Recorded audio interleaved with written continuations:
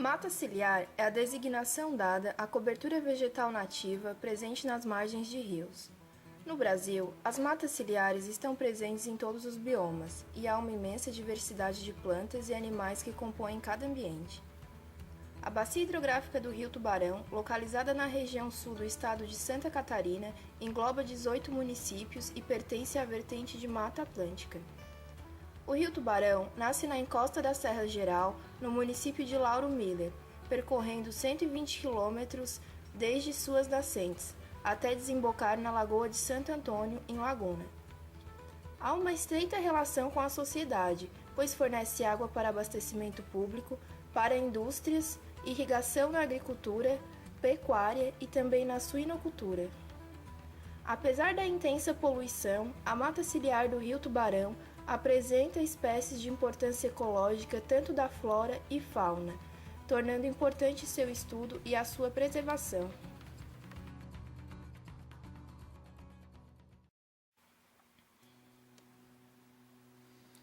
No dia 24 de março de 1974, o rio que dá nome ao município de Tubarão subiu mais de 10 metros depois de 2 dias de chuva sem interrupções. São inúmeras as hipóteses sobre as causas da tão conhecida enchente de 74. Portanto, as mais documentadas são as do historiador Amadil Vettoretti. Ele falava que o desmatamento predatório nos topos dos morros provoca o rápido escorrimento das chuvas e consequente erosão. Isto, além de tornar os terrenos mais fracos em nutrientes, torna a água densa, pesada e mais destruidora, além do acúmulo sedimentar nos rios e aluviões nas planícies. Esse fator histórico ocorrido na cidade de Tubarão exemplifica a necessidade da preservação e manutenção das matas ciliares, pois a carência de investimento nessas áreas, juntamente com fatores climáticos favoráveis, podem vir a acarretar outros grandes desastres. Na enchente de 74, as águas abaixaram apenas depois de 2 dias. As ruas apresentavam enormes buracos, entulhados de lama, madeiras e restos do material de casas demolidas. Esse desastre histórico da cidade de Tubarão deixou 90% da população desabrigada e mais de 200 mortos.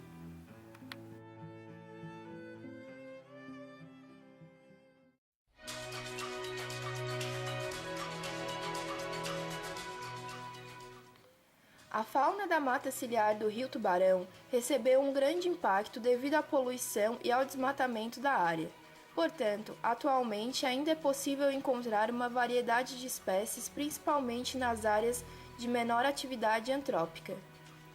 Ainda encontram-se peixes, anfíbios, répteis, aves, mamíferos e uma grande quantidade de artrópodes. Os artrópodes são os dos animais mais bem adaptados a qualquer tipo de ambiente, compreendendo cerca de 70% de todos os animais do planeta. A mata ciliar do Rio Tubarão abrange espécies de aracnídeos, ortópteros, blatódeas, isópteros, coleópteros, lepidópteras, dípteros, himenópteros, entre outros. Algumas aves adaptadas a ambientes não tão preservados podem ser vistas na mata ciliar do Rio Tubarão. O Phalacrocorax brasilianus, conhecido na região como biguá, é uma ave aquática que mergulha em busca de peixes, permanecendo bastante tempo submerso. Habita tanto o ambiente marinho quanto de água doce e não apresenta um dimorfismo sexual aparente. O biguá não apresenta glândula uropigial, que libera substâncias para impermeabilizar as penas, proporcionando uma vantagem em relação aos outros pássaros, pois na hora da caça suas penas se molham, tornando-as mais pesadas e retendo menos ar, fazendo com que ele mergulhe mais rapidamente. Para secá-las, é comum vê-los pousados com as asas abertas ao vento, quase sempre visto em grandes bandos voando próximo d'água, informação em V. Quando o biguá mergulha, ele defeca, e de suas fezes é solta uma enzima que ajuda na manutenção da população de peixes. Porém, suas fezes são ácidas e podem danificar o solo, raízes e folhas de árvores. Apresentam interações com outras aves aquáticas que utilizam o ecossistema para alimentação e repouso. Um exemplo de ave que interage com os biguás é a garça. A garça, Ardea alba, é uma ave comum à beira dos rios, lagos e banhados. Alimenta-se de peixes, anfíbios, répteis e invertebrados, capturados normalmente dentro d'água. Para isso, mantém-se quase imóvel à espera da presa. Voa com o pescoço encolhido e as pernas estendidas. A garça possui penugem de pó, concentrada no peito e na região uropigiana. Durante o período reprodutivo, formam egretas, penas delicadas que se eristam durante a dança nupcial. Para que a proteção dos ovos sejam mais eficientes, as garças podem formar ninhos com aves de outras espécies, como o biguá. Outras aves que podem ser vistas frequentemente no ambiente de mata ciliar do rio Tubarão são os bentivis, pitangos sulfuratus, os tizios, Volatinia jacarina, o maçarico preto, Phimosus infuscatus e os pardais. Embora seja fácil visualizar grande quantidade de aves no entorno do rio Tubarão, os animais que mais chamam a atenção continuam sendo as capivaras. Encontrada próximo a rios e lagos, a capivara, Hydrocoerus hydrochaeris, é o maior roedor herbívoro do mundo. Como é um animal pastador, ela utiliza a água como refúgio e não como fonte de alimento, o que a torna muito tolerante à vida em ambientes alterados pelo homem. As capivaras bebem, copulam, regulam a temperatura corporal e fogem de predadores neste ambiente, e por isso estão sempre próximas a ele. É uma excelente nadadora, tendo inclusive pés com pequenas membranas entre os dedos. Ela se reproduz na água e a usa como defesa, escondendo-se de seus predadores. Tais animais vivem em bandos de aproximadamente 30 indivíduos, com um macho dominante, e possuem hábito predominantemente noturno. Com cerca de 1 ano e 2 meses de idade, iniciam suas atividades reprodutivas. A gestação dura em torno de 4 meses, dando origem geralmente a 4 filhotes. A expectativa média de vida das capivaras após o nascimento é de 15 anos. Em virtude da ausência de predadores e da alta oferta de alimentos, suas populações crescem significantemente na mata ciliar do rio Tubarão, assim como em outros rios brasileiros. Por esse motivo, se encontram em risco mínimo de extinção. Segundo o relato de moradores, outras espécies de vertebrados eram ou ainda são encontradas próximos ao rio Tubarão. Entre elas está a lontra, o jacaré do papo amarelo, Caimã latirostris, pato mergulhão, Mergus octocetaceus e o ratão do banhado, Myocastor coipus.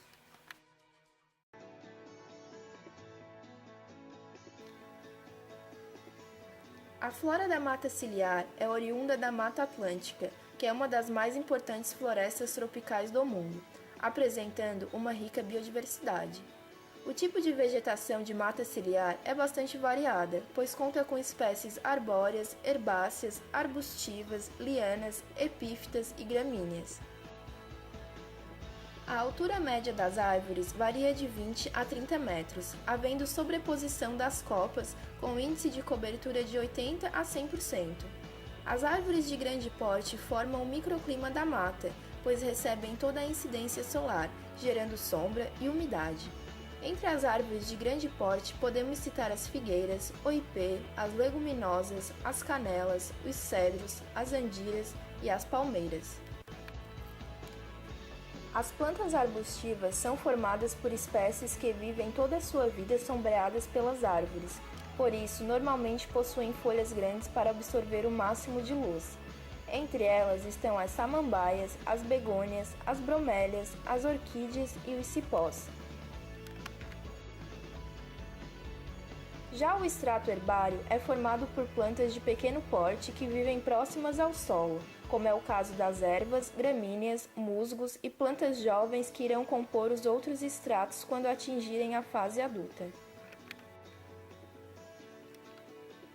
As epífitas e as lianas não precisam do solo para obter seus nutrientes, contam apenas com a umidade do ar e das chuvas. Essas plantas não são necessariamente parasitas. Muitas utilizam a planta hospedeira somente para fixação e apoio. No chão da mata vivem também inúmeras espécies de fungos como os cogumelos basidiomicetos.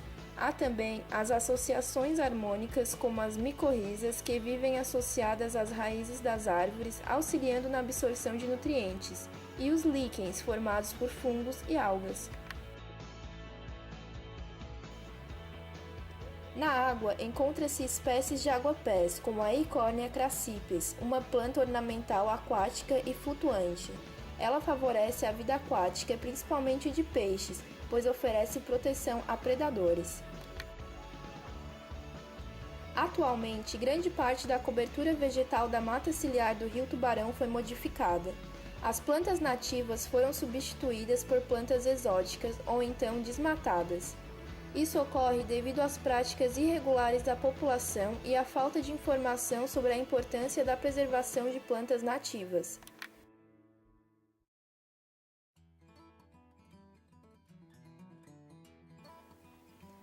A retirada ou a degradação de matas ciliares tem importante impacto no ciclo da água de uma bacia hidrográfica. Portanto, a conservação de um rio depende tanto da qualidade da água quanto de seu entorno.